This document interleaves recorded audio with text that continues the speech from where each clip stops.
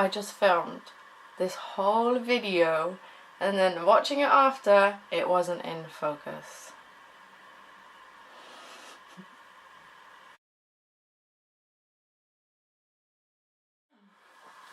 Hi guys, Assalamu alaikum, thank you very much for watching again. So today, as you can see from the title, I'm going to do my journey to Islam, my revert story. If you're familiar with my channel, my 2 videos that I've done, you'll know that I am a revert. If I look down, I've wrote some notes just to make this video a bit more smoother. So let's just jump right in. So I reverted to Islam in November 2015. I grew up a Christian household. Both my parents are Christian. I went to church every Sunday. I went to like after school little Christian club stuff. I was happy, content. First thing, where I grew up in England, there wasn't a lot of diversity. I wasn't really immersed in other religions or anything, so I was quite naive knowing about other religions, any information about anything. I'll stretch upon that a bit throughout the video. So I remember there was a time when I started secondary school, so when I was about 12, 13, I had a lot of questions about God, about faith, and I really took my own time. I think that someone of that age, it was quite, a lot of people around me were quite shocked. I remember my gran being very happy. She was quite religious. She was very happy how much I took out of my own time just to learn about things. So there was even at one point, so where we lived, we used to go to a church which was probably about 10-20 minutes drive away, and we always went to that church. And then when we'd finished that Sunday service with my family, I went by myself to another church that was on my street, just because I wanted to see how it was. But I remember I had a lot of questions. One of my friends started coming to church with me a bit because I was raving, oh, it's so good, come with me, and everything. That didn't last that long. But then growing up, my best friend from secondary school, she was a Muslim, and I didn't actually know she was a Muslim for probably like 1 or 2 years after knowing her. I thought she was a vegetarian because she never ate meat or anything with us. That if me and all the girls we went out, she didn't eat meat. That's probably just because it wasn't halal. And I remember coming over to her house, and she had lots of like Islamic artwork in her house. Her mum sometimes wore a headscarf, and then I remember her starting to speak that her dad was, he wasn't a imam, he was what's it called? I think he just used to speak at the mosque, so he's quite a pious, quite a big person in the mosque in Plymouth. I actually had no idea there was a mosque there until really after I left. Then I moved. I moved from Plymouth to Oxford in 2011, I think it was 2011, when I was 16. Then straight away I could see how much more diversity there was. Let me just put it into perspective. Where I grew up and where I went to school, there was, in my year, there were 2 Asian people. One of which was my best friend, and then this other girl. There was no one else in my year that was any other ethnicity other than white. Moved to Oxford, then in 2012 I got my first job. I think it was 2012, yeah. And a lot of the people I worked with were Asian. I say Asian, a lot of them were Muslim. I noticed this, I guess, when did I first notice it? Probably like in Ramadan, the first Ramadan. Actually, I met my other half there at my first job. And I remember during Ramadan at 8 or 9 o'clock, whenever it was then, you'd see like the big table at the front, and it would have like all the food and the juices, and everybody would be all happy and calm. I was like, what's this celebration every day? Like, I didn't understand because I didn't know. And yeah, so that's when they started explaining. He explained Ramadan to me and the purpose and everything behind it. And then I actually tried to do, I think I tried to do maybe a week. I don't know if I did a full week. But my gosh, I remember my first day fasting, I was such a horrible person. Now I look back, me and my other half, we just laugh about it. I remember it was like, oh, what do you want to eat? Like, very kindly, like, he was so patient, so calm. He was always asking me, are you okay? Like, you don't need to do this. And just like looking after me, and then he'd be like, oh, what do you want to eat? And I'd be snapped like, I don't know, like anything, blah blah blah. Like, I was so ratty and horrible. But you do learn a lot. Like, I would recommend, even just like non-Muslim people, I recommend to everybody, fast for 5 days. Set yourself a target of 5 days. So just set it to sunlight, or so when it's light you don't eat, don't drink, don't smoke, no gum, no nothing. But not just because of that. You will, not only will you take things, you will realise everything that you have, everything that's so easily accessible to you, but also work on how you are as a person. So like I said, my first day fasting, how horrible I was, because I didn't have these things that I was used to. And it wasn't like, oh, I'm intentionally going to be horrible. It's something switches in you, you know, when you're hungry and you're tired and you're thirsty and it's hot and everything. But I'd recommend it to anybody to do it. You learn a lot from it. You become a lot more grateful. But just try and concentrate on how you are while you're doing it, how kind you are. And still, I worked around food as well, which was a big thing for me. And some of you might know that I'm a big foodie. I love food. I love cooking food. I love eating food. I love any food. So it was a learning curve, to say the least. Now, alhamdulillah, I find it easy. Last Ramadan, which was my first Ramadan as a Muslim and everything, it was so easy for me. I found it so easy. The days weren't too long. Actually, the days timing wise were long, but it didn't feel long to me, and I worked all through it. Yeah, it was good. It was very easy for me. When I first started having lots of questions about Islam, going a lot out of my own way, because I don't think I was necessarily comfortable asking the people around me. Although I know that they would have been more than happy to explain everything to me. I think just the person I was a bit shy. Maybe I thought they would find it offensive that I was asking things. So I remember there were things that I would Google or watch on YouTube, and can I just say, Googling Islam or Muslims or anything like this, some of the stuff that comes up, it makes me sad. No wonder some people have this opinion of the way that they'll just read a few things and they're like, oh my gosh, like they're crazy, or this doesn't make sense, or why would they do that, or anything. And you just can't trust everything you read on the internet.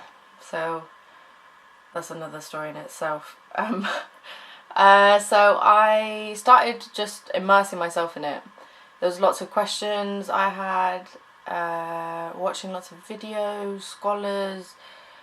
I didn't buy any books or anything.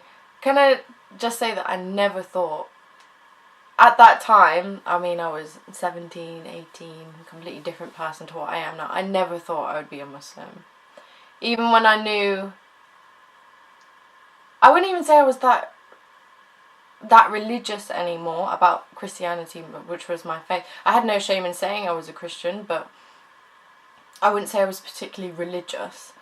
And I believe there's a God, but I wouldn't say that I really practiced my religion as I should have. But I never thought I'd be a Muslim. And I remember even at the time my partner asked me, and I was like, no, I don't think so. But God has a plan. So in 2014, so I still hadn't converted yet, I did my first full Ramadan. And again, I love Ramadan. Even before, when I was a Muslim, like, I loved Ramadan. I loved being together with people, like my brothers and sisters, and I just really enjoy the time. Yeah, so that was my first full Ramadan. I started praying then as well. Learning lots about it. Even my other half started teaching me a bit of Arabic, learning how to write it, which was tough. But yeah, just thinking about it was really nice. So I celebrated Eid then as well, and again I loved it. There's something so like being all together, and the way that people looked after me, the way that these people looked after me, even though I was not a Muslim, it wasn't my celebration or anything, but the way that these people, they so went out of their way to look after me. Like, I haven't experienced that even like with Christmas with people that I know, you know, so that was really nice. So again, I started questioning lots of things similar, questioning God, questioning life, questioning where am I going with my faith. And then I think that's when I started to know it was only a matter of time before I converted. No one around me knew. I think maybe because I was doing Ramadan and I was praying. Nobody knew I was praying. It was just my other half. And I was just wanted to learn a lot. Like, I was learning, like, why do we fast? Why do we pray? All the different prayers and what they mean.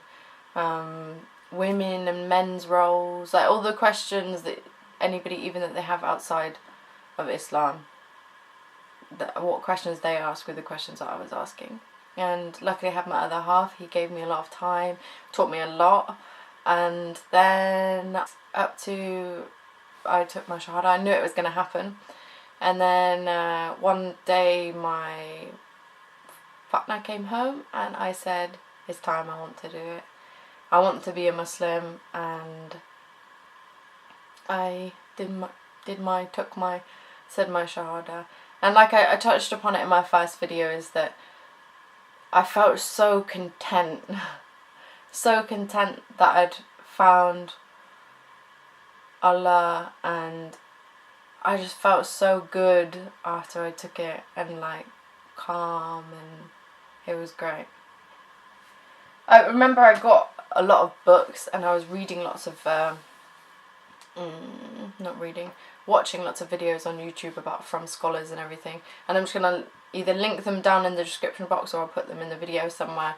The 2 or 3 of like my favourite ones that I found really easy to understand. I'm English speaking. I don't speak any other languages. And, but these 3 or 2 or 3 I'll put are my favourite ones that I enjoy watching. So the first thing I did was I got a book. I don't have the book because I got it on my phone, ebook. Was the Prophet Muhammad, peace be upon him, his life, everything about him. Then I bought a lot of books, and I was gifted a lot of books. I got my first Quran with the English translation, and I got a book which basically just tells you everything from your prayers, your character, fasting, like pilgrimage, the pillars of Islam, and everything. That was a good book for new Muslims, I'd say. And then I just got a lot of just books about general stuff, but I just want to speak about this book actually. It's very good.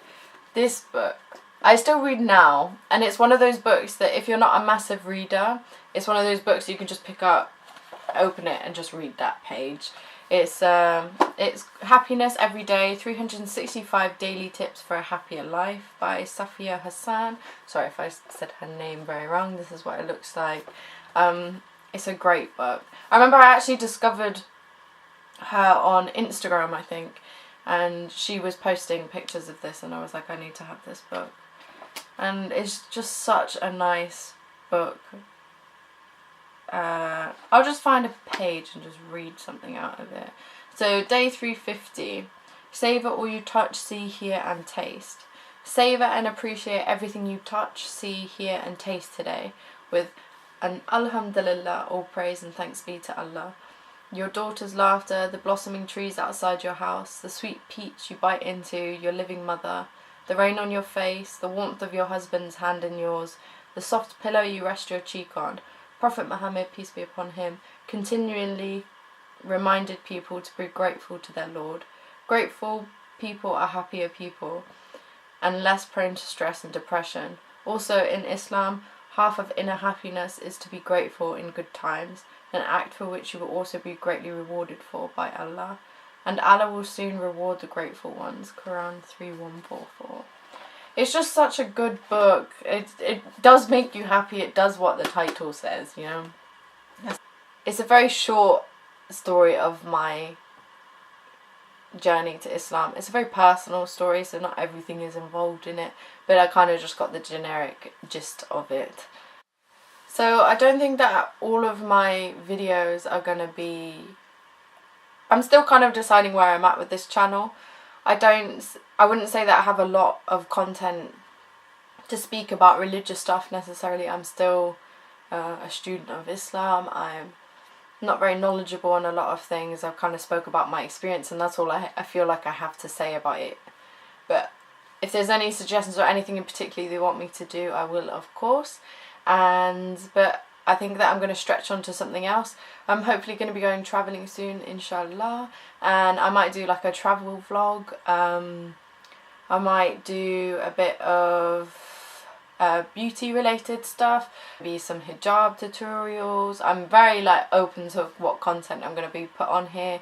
All I want is just anything you guys, any suggestions or anything you have, please feel free to let me know overall. So if you have any questions or anything, then please feel free to write in the comments and I will reply.